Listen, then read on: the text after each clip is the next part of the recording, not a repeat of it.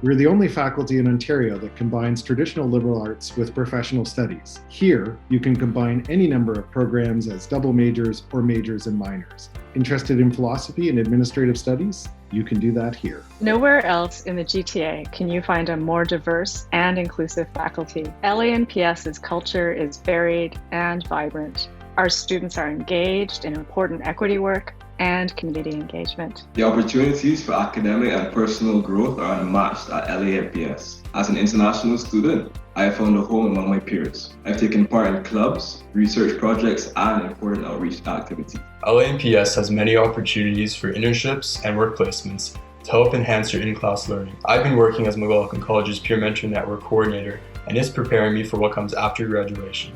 Our faculty is at the forefront of institutional change. This year, I was appointed as Special Advisor on LANPS's anti-Black racism strategy, so we can begin meaningful and hard conversations about equity and anti-Black racism in our communities. As a proud York graduate, I credit my professors and peers for an excellent education. I gained a sense of self and a lifelong love of learning. Welcome, everybody. Thanks for watching this episode of the Deancast, which is going to be focused on getting work experience. My name is Sean Courage, and I'm the Vice Dean for the Faculty of Liberal Arts and Professional Studies, and I'll be hosting a conversation with some of my colleagues from York University here to talk about different ways that you can get work experience while doing your undergraduate studies at York University. Before I introduce you to the panel, I do want to acknowledge the land on which our university is located. York University recognizes that many Indigenous nations have long-standing relationships with the territories upon which our campuses are located, relationships that long precede the establishment of the university. York University acknowledges its presence on the territories of many Indigenous nations in the area known as Takaranto, which has been caretaken by the Anishinaabe Nation, the Haudenosaunee Confederacy, and the Huron-Wendat. The current treaty holders are the Mississaugas of the Credit First Nation, and the territory is the subject of the Dish with One Spoon Wampum Belt Covenant, an agreement to peaceably share and care for the Great Lakes region. So today we've got three panelists here to talk with me about how to get work experience while doing your undergraduate studies in the Faculty of Liberal Arts and Professional Studies. I'll first introduce you to Melanie Ballore, who's our Director of Experiential Education. Hi, Mel. Hi, Sean. Thanks for having me. Our second panelist is Jennifer Bennell. Jennifer. Hi, Sean. It's great to be here. I'm here from the Department of History, and I teach Canadian and public history in the department. Excellent. And we're going to learn a little bit more about public history from Jennifer. And then finally, I'm joined by Danielle Robinson. Hi, Danielle. Hey, Sean. Thanks for having me. I'm the director of C4, the cross-campus capstone classroom. All right, so we're going to jump right into it here and try to answer some key questions that you might have as a prospective applicant to one of our programs about how you get work experience. And you might hear this term experiential education that's used at many universities across Canada. So I wondered, Melanie, if you could start by helping students learn a little bit more about what experiential education is, or they might also hear the term work integrated learning. So what are those two terms? What do they mean? Yeah, for sure. So simply put, experiential education is an approach to learning that encourages students to put theory into practice through practical, real-world experiences and critical reflection on those experiences. Work integrated learning is a type of curricular experiential education that formally tries to integrate what we would call a high impact experience within a workplace, with an employer or a partner organization into a student's academic studies. It can occur at the course or the program level and includes the development of student learning objectives that are often related to employability, career exploration and confidence, skill articulation, and really lifelong learning. So it's really a bunch of ways that students can get practical experience outside the university or beyond the university that kind of takes the knowledge that they get in their undergraduate education and applies it into real world experiences. But could you tell us a little bit about some of the forms in which that takes? How do students get work experience while they study? Absolutely. So there's lots of both formal and I would say more informal ways that students can gain work experience and build their resume while they study. For example, we have hundreds of on-campus work study positions that are part-time paid positions across the university that allow students to work while they study. Joining athletics or student clubs and volunteering are also great ways to build skills that are transferable to careers post-graduation. And practicing reflecting on the skills that are gained in any of these experiences and also how to articulate them to future employers or on grad school applications are really important. There's also many more formal opportunities to gain work experience within the faculty that are embedded directly into our academic programs. And you're going to hear, I think, more from Jennifer and Danielle on those with two examples of that kind of work integrated learning. I'll also speak to the LANPS internship program. So this is open to eligible students in any of our 4-year honors degree programs, which we're really proud of. Internships are always paid. They are short-term work experiences. They are a bit more flexible than a co-op program, however, offer the same kinds of work experiences in small, medium, and large companies across the GTA and beyond.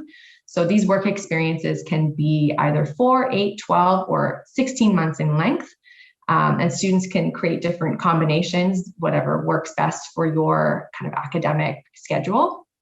And they are typically a break from academic studies. So this is full-time work, which means you cannot carry a full-time course load at the same time.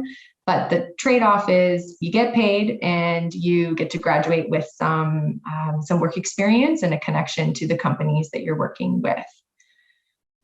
We also have, I'll speak to two more really quickly. We have course-based placements and degree-required practicums, like in our social work program, that are typically unpaid, but they're part-time experiences that students can do for academic credit. So it might work for you if you're not prepared to extend graduation by taking a full-time internship, but you still want to get some work experience. These are great opportunities for that. And depending on the course, a placement could take place over 1 or multiple terms and range anywhere from 80 to 200 hours in work experience, which is really significant. And our faculty offers a wide variety of placement, course opportunities, and work integrated learning in general. And you can search for them by department in our new work integrated learning database that can be found in the Get Experience link that Sean shared at the beginning of the discussion. So I did want to follow up a bit on internships just to emphasize a point. So any student in our faculty in any program can sign up for our internship program?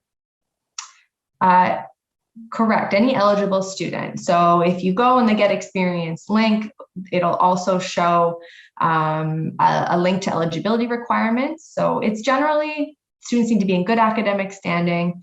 If you're an international student, we do support you in applying to the co-op work permit, which is a requirement.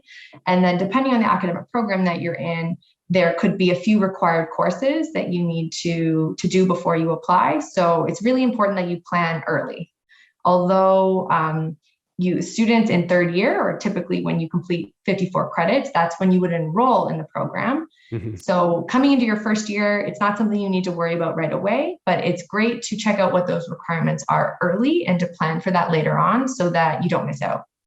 Yeah, and I think these are exciting opportunities for students, not only because they're paid opportunities, but they're sometimes jobs that are a little bit more difficult to find on your own, opportunities that employers allocate specifically for students who come through internship programs.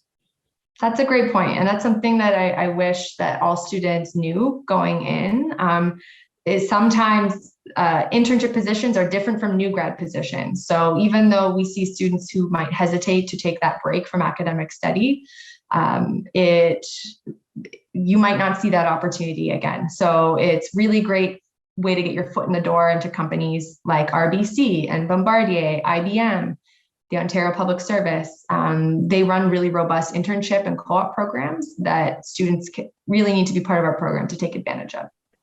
Yeah, and I think it's exciting that this is available to students in all of our programs in LA&PS. So, of course, we have students in our professional programs like human resources management or commerce who may go into an internship role at a large enterprise. But we also have students in English and philosophy and history and humanities who go into internship roles as well.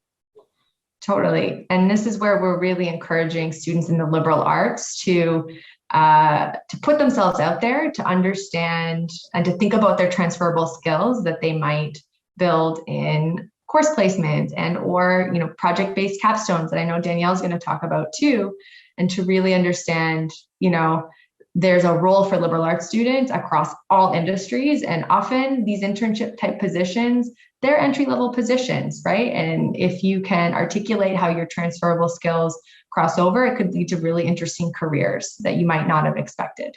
Yeah, it can be a great way to also try out a sector that you think you might want to go into as a career, but you get a kind of entry point into it to discover what it's actually like to work in that area. Absolutely.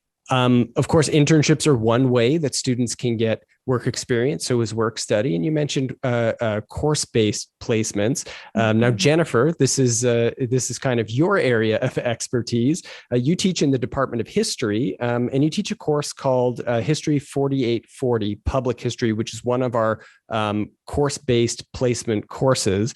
Could you tell us a bit about this course and how students get work experience through this course? Sure. Yes. History 4840, Public History, it's a full year course at the fourth year level. So students have typically completed a number of other courses in history before taking this course or in other subjects.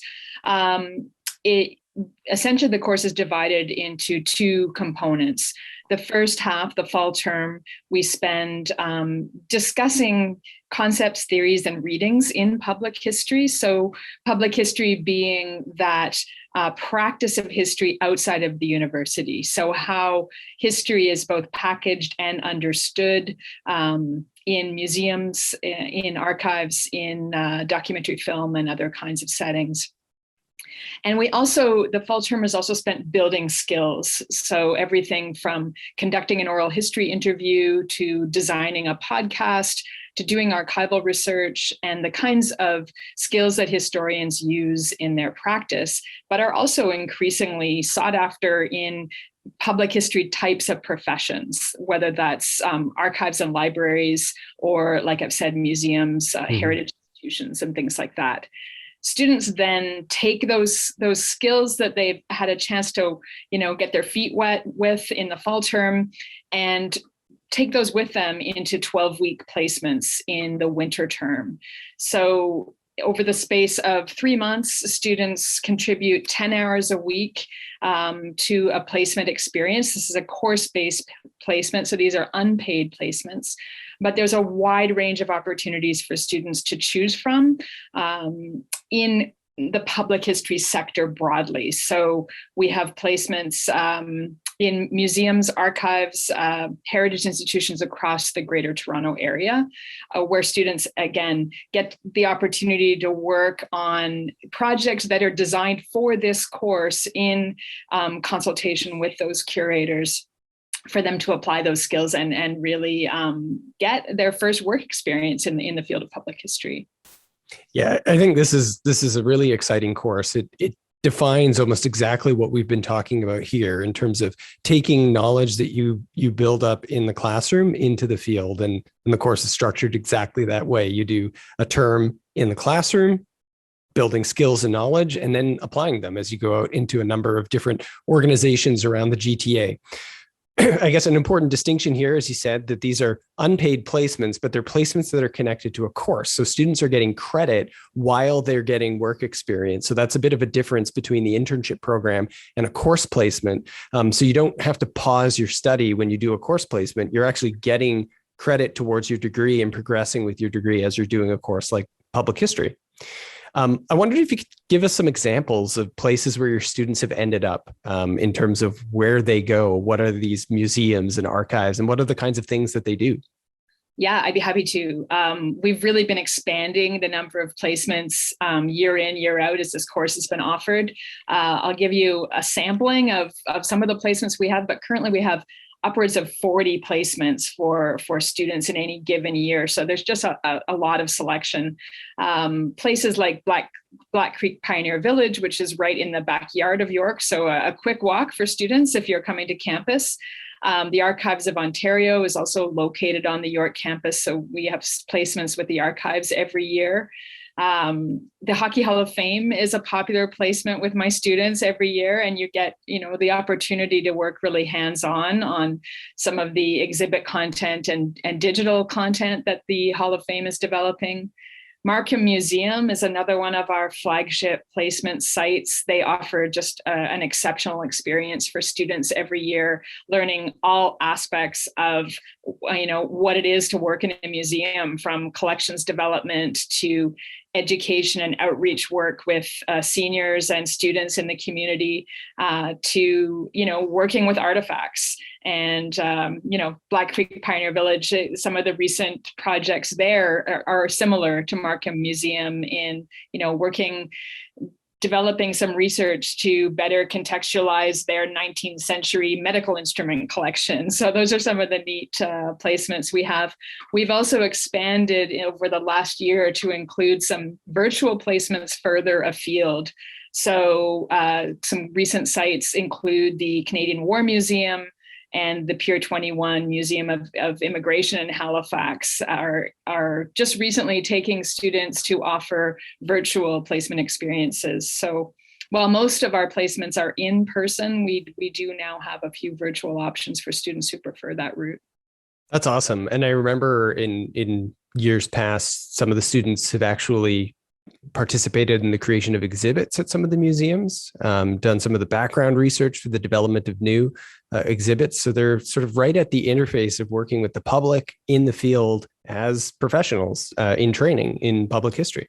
Yes, and I should add, not just museums, but heritage institutions, places like Heritage Toronto, Heritage Mississauga are among our placement opportunities every year as well. And one of the great things about this is because we work with them to develop these placements for these students, some of our best placements give students the opportunity to take a project and run with it from start to finish over the course of that 12 weeks. So at the Archives of Ontario, for example, there's a case exhibit in their lobby, and our students populate that exhibit every year. They do the research in the archives on a particular topic. They find the images and they write the text to accompany those images. They borrow artifacts from other institutions, and they create a small case exhibit that people walking into the archives will see and explore and experience.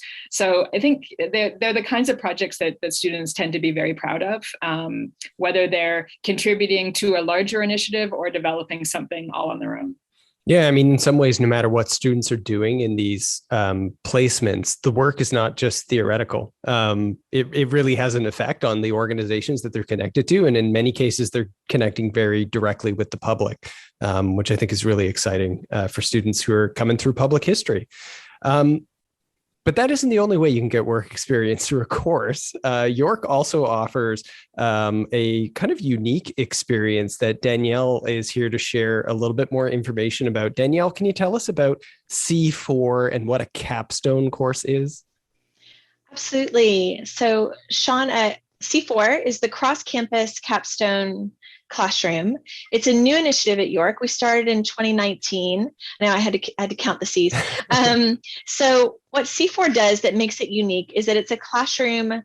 It's a big classroom. It brings together students from all the LAPS programs and brings them together with students from other faculties to work on real world projects together to learn how to collaborate across disciplines. And they work on projects that have been pitched by partners that come from on and off campus. So that's where the real world work experience comes in. And I think you asked me, what is a capstone course, which is absolutely related to what is C4. So a capstone course is a lot like EE in that, or experiential education, work integrated learning, in that a capstone course is designed to give students a chance to apply what they've been learning in their degree in a real world setting of some kind. There are lots of different kinds of capstones, but a lot of them are rooted in a project of some kind, an independent project or a team project or a class project. And capstones, what distinguish them from other kinds of EE is that they tend to happen at the end of a degree program at the undergrad or grad level. But what excites me about a capstone is that it really launches a student into the next step, whatever it might be of their life, whether it's grad school or work. It gives them a chance to build professional connections, to practice professional skills, and really to learn what they might be capable of as a young professional. And C4 is a unique kind of capstone because it brings students together into these multidisciplinary teams from across campus to develop projects. And the projects all have some sort of social impact. So that's what distinguishes a C4 experience from a regular capstone experience. This is a really exciting initiative that's only a couple of years old now at York, but I think as you describe it here, am I correct in imagining that we're talking about groups of let's say a humanities student, a commerce student, an engineer, and an engineering student, and a biology student? Absolutely. Our criteria when we put teams together is we try to get 3 faculties of students in the same team if we can accomplish it, because we want students to practice how to communicate, work together, learn from people that are really different from themselves, because that's what work life is like. You don't get to just hang out with people who are like you. You have to learn how to collaborate with people who think and do differently, which is what the world needs in addition to university students. And so, yeah, it's an exciting experience, and the projects are not tied to a specific discipline either. So these projects are interdisciplinary, and the students get to push and pull on them relating to the skills and knowledges they bring to the project. So it's really their project, and they get to put their mark on it in a really wonderful way. And it's not that often that you get to drive a project forward in that way and to take such a leadership role. And that's one of the things we like to do in C4, because that's sort of the crucible that forges the students into these independent thinkers and doers that can lead when they walk out of York. Now, like a course-based placement, students are getting work experience while they're getting course credit in a C4 capstone. Is that right? That is correct. Yes, course credit in C4. Occasionally, we're able to apply for grants and get funding for work integrated learning through the government. So last year, we were able to offer stipends to students in C4. I don't know if you knew that, Sean. And this year as well, we're able to, we applied to some programs to offer stipends to students who participate in C4, but that's not every year.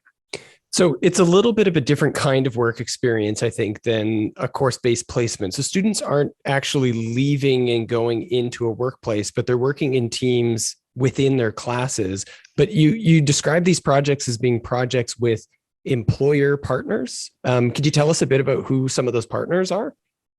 Absolutely. So I'm going to backtrack for just a second to explain sort of how it works within C4. So C4 is really a form of project-based learning, not completely dissimilar from what Jennifer was describing, except that it happens in teams. So the whole basis of C4 is they have a project, they design, develop it, they carry it through across the school year. And these projects are real. They're live. These are not fictional projects we found in a library somewhere. Not that the library is bad, but these are real projects connected to people and lives and communities. And so in that way, it's a really unique kind of work experience. And I find that for me personally, as an educator, that projects are really inspiring because they glue students and the partners together in this shared sense of purpose. They're trying to accomplish something together. And it means you get to know each other better, and you get a chance to learn from each other in often a very intense way. And in C4, students are driving the projects forward, which is one of its features. And so that offers them a chance to work on leadership and management skills they might not in a different kind of experiential education opportunity. And in that way, our students tell us that this really helps them on the job market, that they can really speak with more swagger, with more authority, with more confidence in terms of what they can do. And it gives them new things to add to their resume. You don't usually get management experience in a course, right? But in C4 you do. And so it's one of those added benefits. And I think you ask, who are these partners? And, so, and I think what I'd also like to talk about is their role in the C4 classroom, that they do come to class sometimes to meet students, to collaborate with students, to watch presentations, to give feedback, to adjudicate awards. So they're very embedded with us, which is wonderful.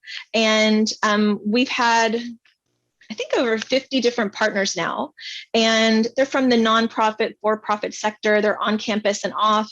Some of my favorites are the city of Stouffville is one of our partners. They keep coming back. We work with Mars. We work with a startup called YU Ride. We have an elementary school called AJM.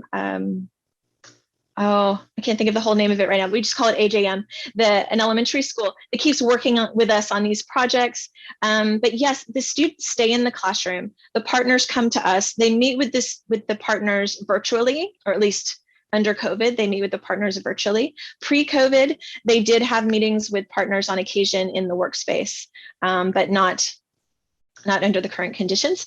But yeah, the partners are a really important part of the C4 experience. They, I wasn't sure when we were designing C4, how to convince partners to participate. But what I'm finding is that what excites them is being a part of a student's learning journey, that they're not there for other reasons. They're there because they're excited about what our students think, and they want to learn from them and be inspired by their new ways of thinking.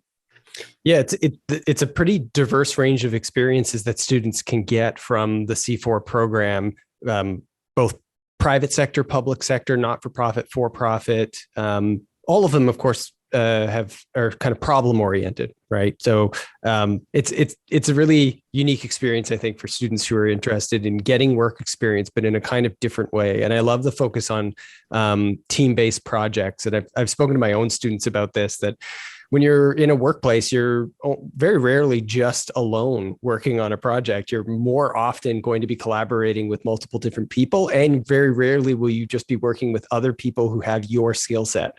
And you'll be working with people who have different skills in different areas. And I assume too, this is true in the public history sector as well, that you might be working with a historian and a designer and a graphic artist and a person from the business side of the museum, all together collaborating on an exhibit or something like that. Mel, I'm going to come back to you. This is a question actually for everyone, but we'll start with you, Mel. Why would a student do this? What are the benefits to what we call work integrated learning, or getting work experience while you're studying as an undergraduate student, just from your view as our director for experiential education? Yeah, and I think we've touched on a lot of the benefits in the discussion so far, but it's an opportunity to gain relevant work experience, skills, competencies that you can take, beyond York into your career. In some cases, you can earn a salary, right? Which helps, is always good. It helps pay through school.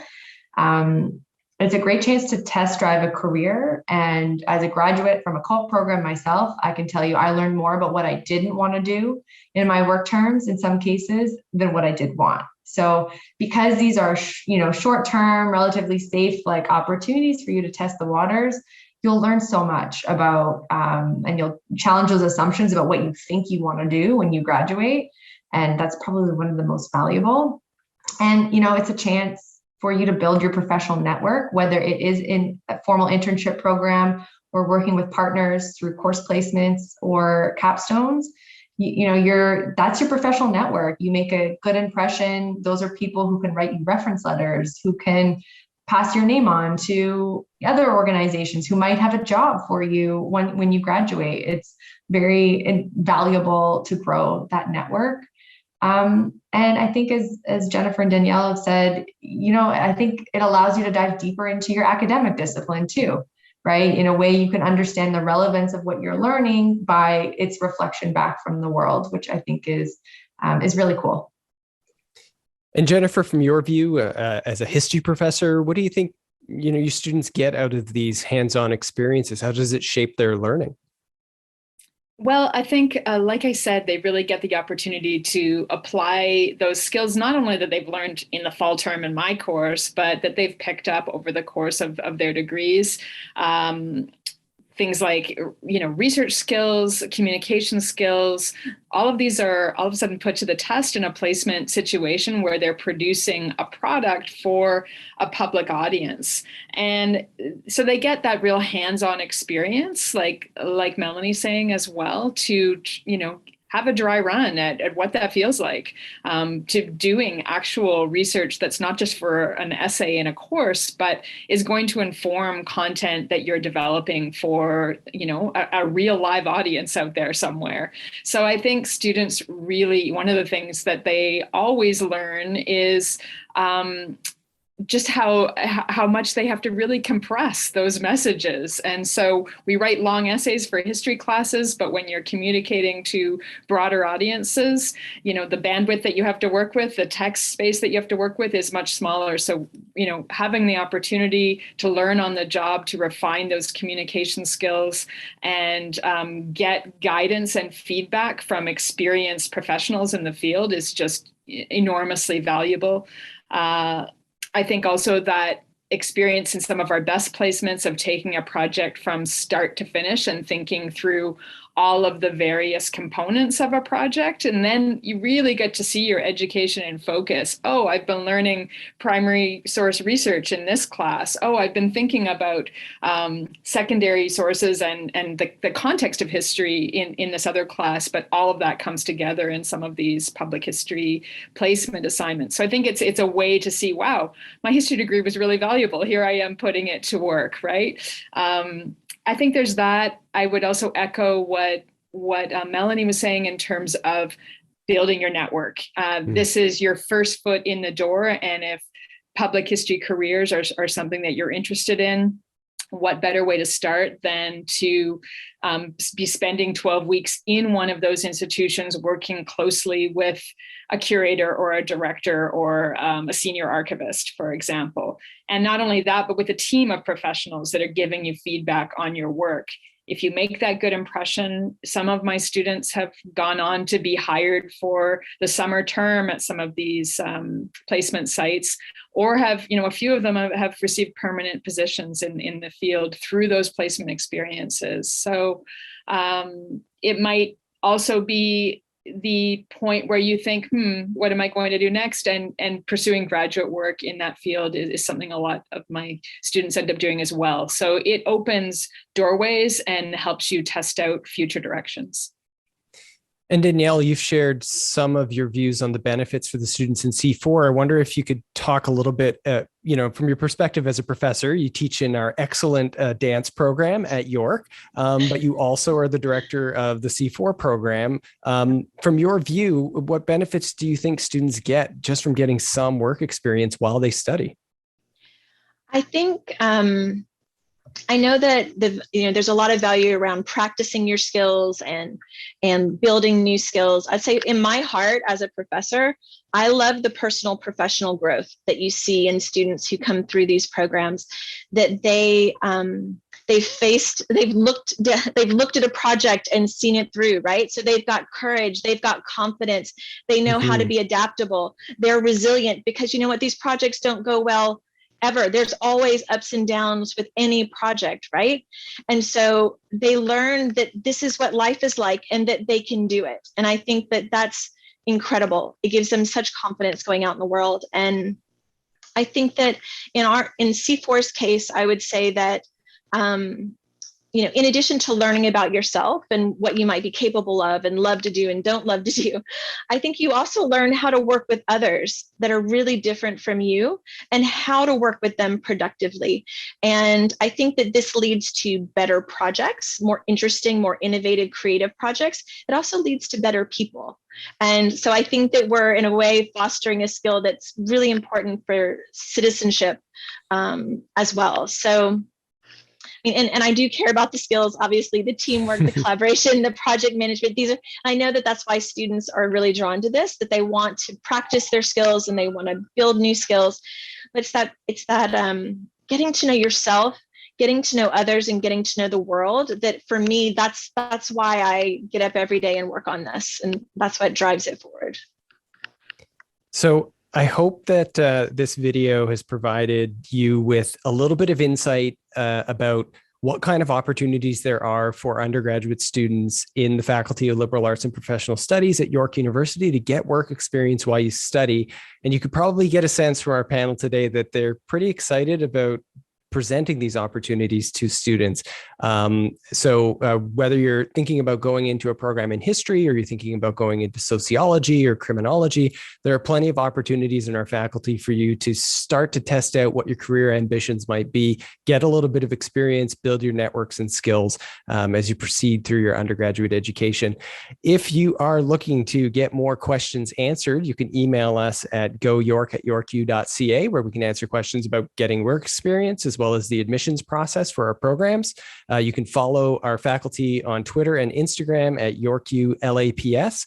And the website just down below there is where you can get more information on getting work experience in the Faculty of Liberal Arts and Professional Studies. I want to thank you all for watching, and I hope you choose York.